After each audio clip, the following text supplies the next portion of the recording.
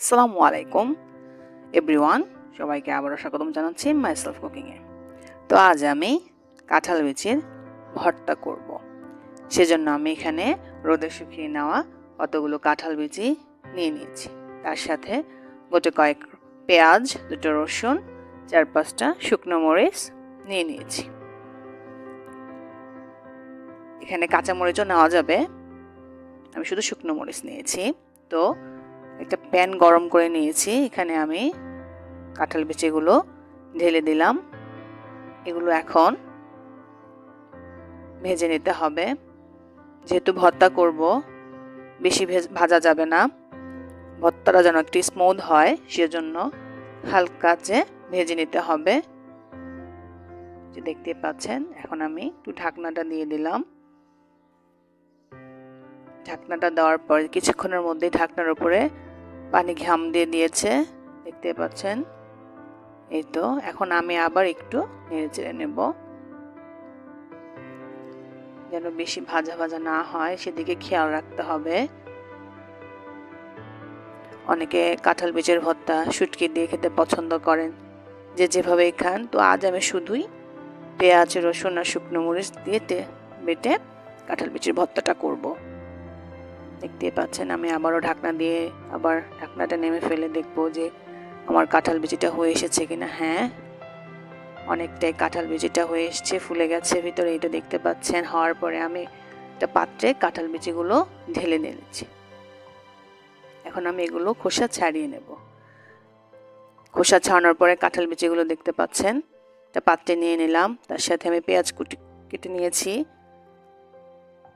ধনেপাতা কুচি করে নিয়েছি, রসুন কুচি করে নিয়েছি, শুকনো মরিচগুলো ধুয়ে নিয়েছি। সবগুলো উপকরণ আমার রেডি করা হয়ে গেছে। তা এখন আমি এগুলো একত্রে একসাথে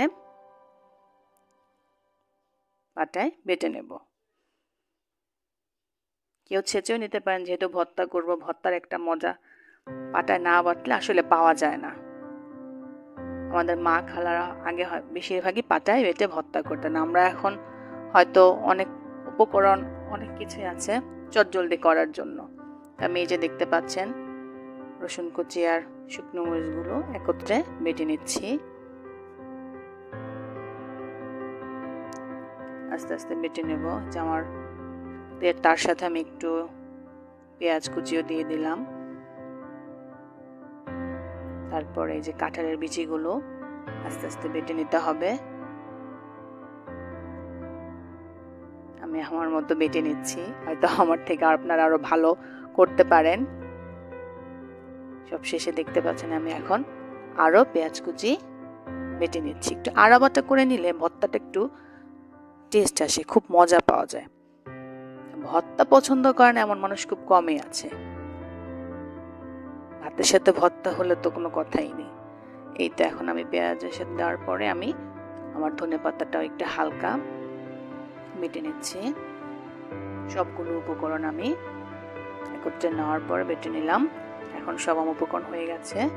তার সাথে আমি পরিমাণ মতো লবণ দিয়ে হাত দিয়ে ভালো মতো মিশিয়ে নিচ্ছি, যেন ভর্তাটার ঝাল, লবণ, টেস্ট একসাথে ঠিক থাকে।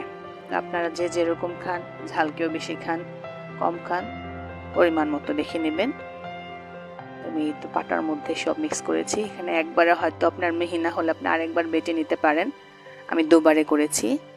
এখন আমি এই যে একটা পাত্রে পাটা থেকে ভর্তাটা নিয়ে নিলাম। দেখুন কি সুন্দর একটা কালার চলে এসেছে, স্মুথ একটা ভাব এসেছে, দেখতেই ভাল লাগছে। আপনারা যারা আমার এই ভর্তাটা পছন্দ করেছেন, অবশ্যই লাইক, শেয়ার, কমেন্টস করবেন, আমার চ্যানেলটা সাবস্ক্রাইব করবেন। দেখতেই পাচ্ছেন আমার ভর্তা পরিবেশন হয়ে গেছে। যে যেভাবে আপনারা পরিবেশন করতে চান, আমি আমার মতো চেষ্টা করেছি।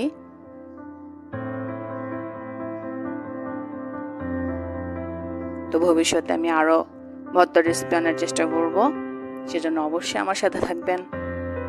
আমার চ্যানেলটা বেশি বেশি করে সাবস্ক্রাইব করবেন। পরবর্তীতে আবার দেখা হবে।